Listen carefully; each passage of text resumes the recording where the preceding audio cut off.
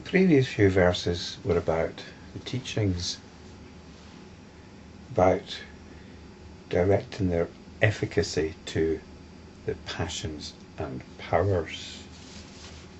And the passions are our moods, and the powers are the justifications for these moods in terms of circumstances. I've described it in the past, I've described it previously as like a magnetic field with two poles, and we're trapped in this magnetic field. We're trapped in the magnetic field of our passions and powers, of our moods and how we fuel them. And there was a rather enticing little phrase at the end of the previous verse. I'll read it out again. It was verse 612. My doctrine does not vary, but the passions and powers are differentiated. There is just one vehicle. Auspicious is the Eightfold Path. That's not saying the Eightfold Path is the vehicle. It's not saying you must follow the Eightfold Path. It just says auspicious is the Eightfold Path. Nudge, nudge.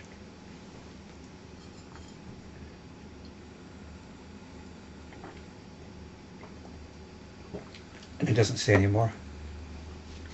And I'm sure you don't need me to tell you about the Eightfold Path. There's a good enough article on Wikipedia on the Noble Eightfold Path.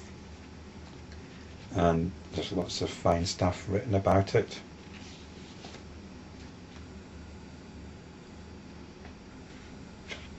So what you're going to get here is something a little bit different,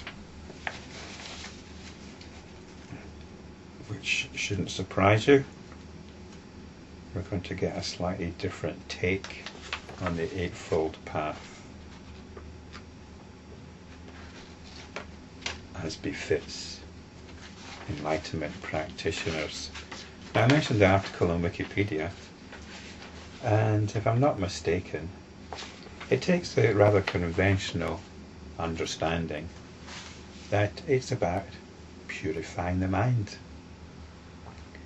And if you practice the Eightfold Path long enough, maybe over many eons of eons, the mind will become liberated.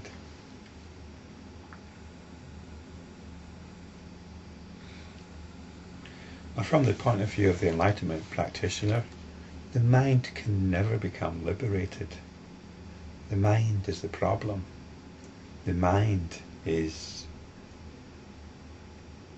what fuels, what stokes the moods, what stokes the powers and the passions. We can certainly work on the mind. There's nothing wrong with that. If you have the habit of having a lot to drink every evening, and you wake up in the morning feeling terrible,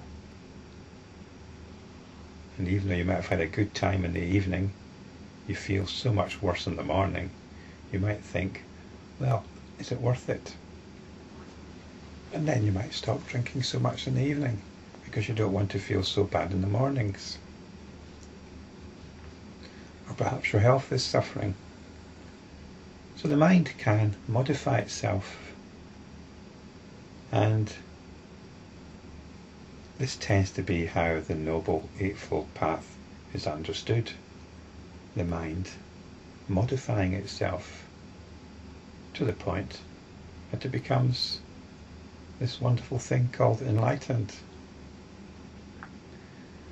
But this is really quite ridiculous. All that's happening is like saying a turd can become something other than a turd. When the mind is modifying itself, all it's doing is following its basic nature. That nature which is driven by these three central figures at the center of the wheel of life, denoting delusion, desire, and aversion.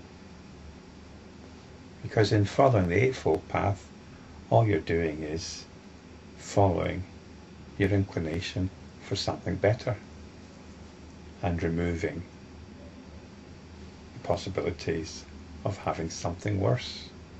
So the conventional understanding of the Eightfold Path is simply another version of the deluded mind at work. So the verse says, it doesn't say follow it, it says auspicious, which means the Noble Eightfold Path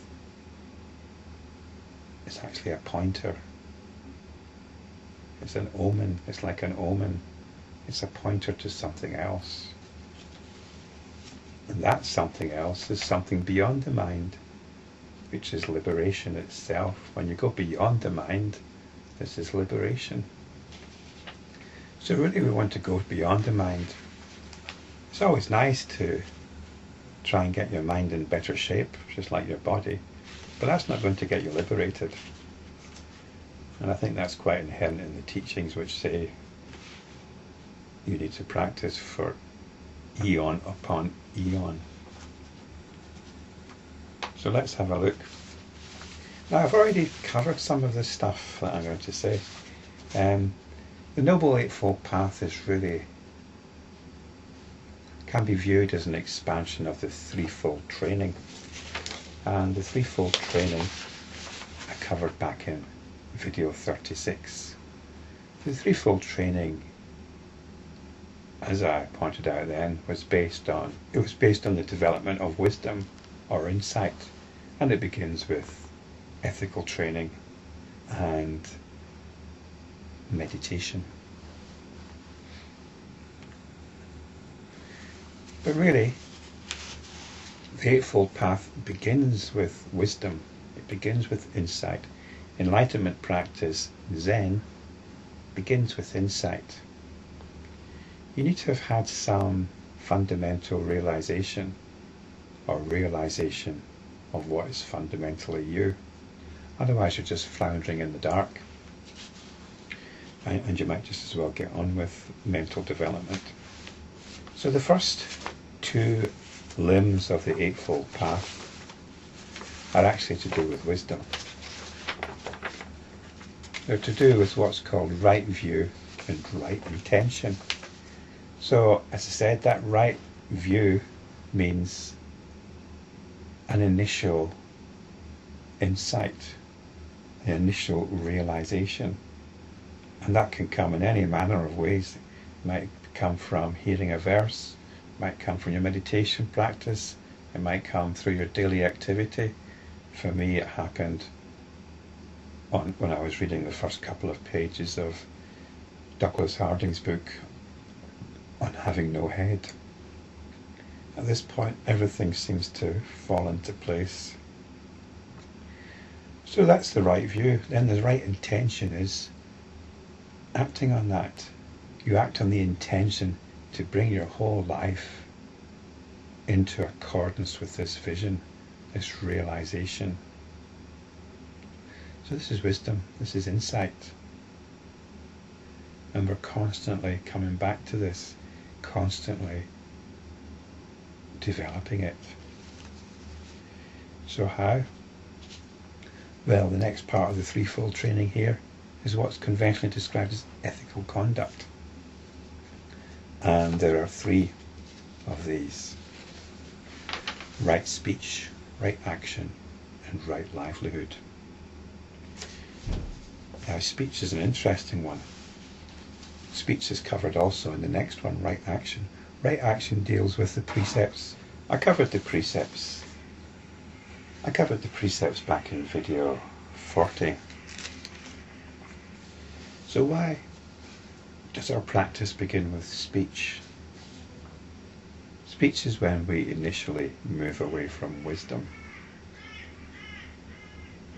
You cannot talk, you cannot speak without losing fundamental realization, because speech is about directing the attention outwards.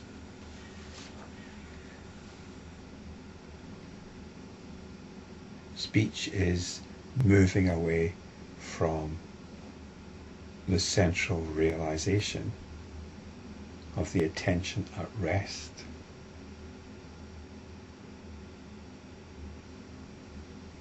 When the attention is at rest, when it's right here, right now,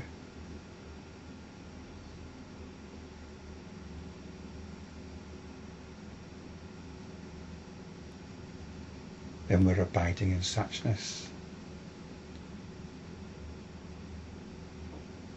But as soon as we need to talk, the attention has to move out.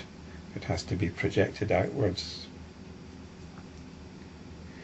This precept should really be called right silence. This factor of the Eightfold Path should really be called right silence.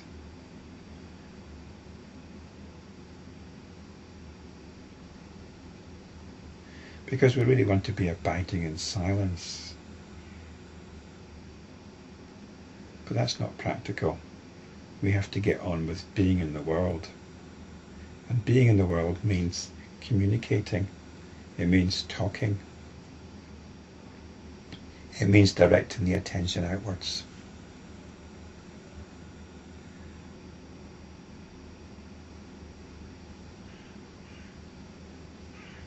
So to practice right speech, we talk only when necessary, and when it's not necessary, we practice right silence once again. We never talk simply for the sake of talking.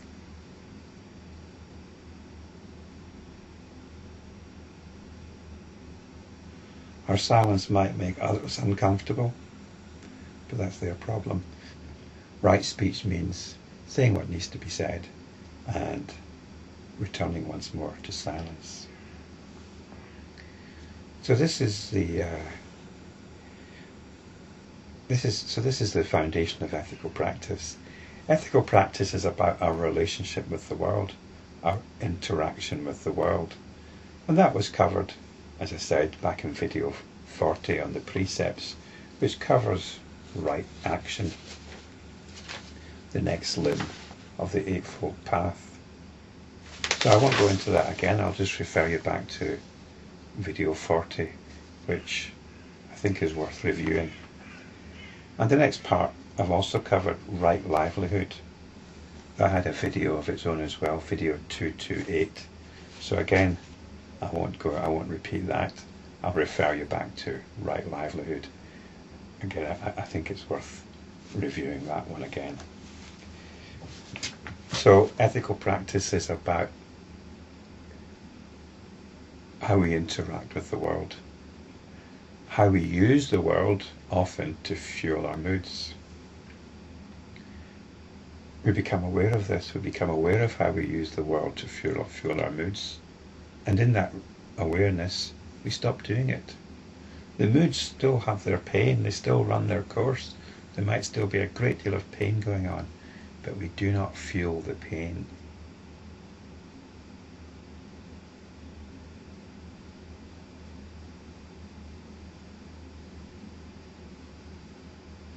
And in this way we're actually practicing the next part of the threefold training, samadhi or concentration. And this has got three factors: right effort, right mindfulness, and right concentration. So this right effort is actually just what I've been saying. We do not fuel the moods. And we use whatever strategy helps us. Even if we have to distract ourselves sometimes. If we're in a terrible mood, we can be aware we're in a terrible mood, but that mood is still hanging over us like a dark shadow. So listen to some music, go for a walk, even take some medication if it helps. Whatever strategy works, do a conventional meditation, some mindfulness of breathing, or something which involves a deity or a visualization, whatever works for you.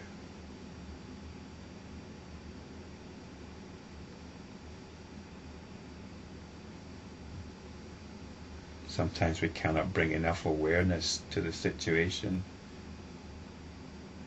Although perhaps listening to these videos can help. Very often when I'm not in touch with this refreshed awareness, it always helps me to actually go and edit a video or prepare one for upload. Often helps.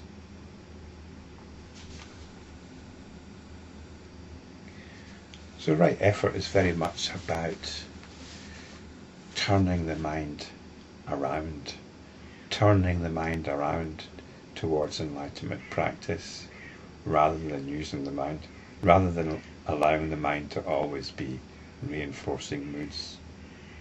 We want to do whatever we can to practice, remembering to practice. And this is where mindfulness comes in, the next limb of the Eightfold Path. We need to be mindful of whether we're practicing or not.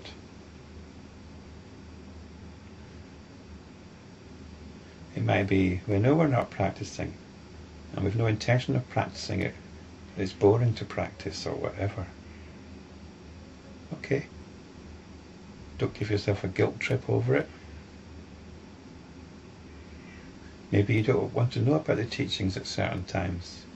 Again, there's no guilt trip here. Mindful, though, is knowing when you're on automatic. It might be you can't actually bring yourself back to realization at certain times. But just by playing a video, it can give you a nudge in the right direction. So mindfulness is being mindful of your moods.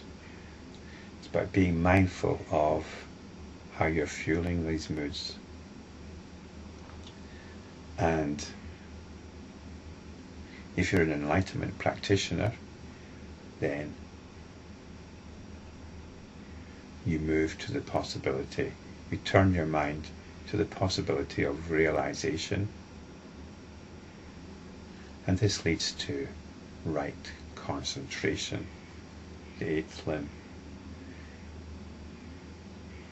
The word I used was concentration, but really it means the right focus.